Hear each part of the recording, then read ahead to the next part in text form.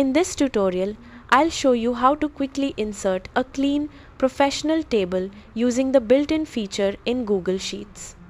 Start by opening your Google Sheet and clicking on the cell where you want your table to appear. Then go to the top menu and click Insert.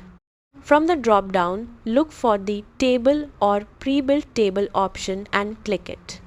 A panel will open on the right side showing different table templates.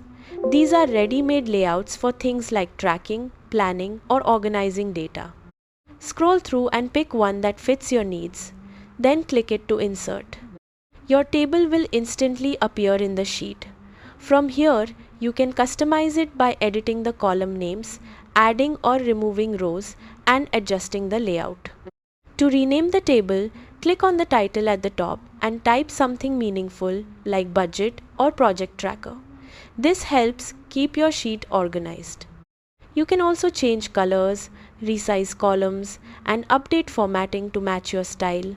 If anything looks off, just adjust it or undo and try again. That's it.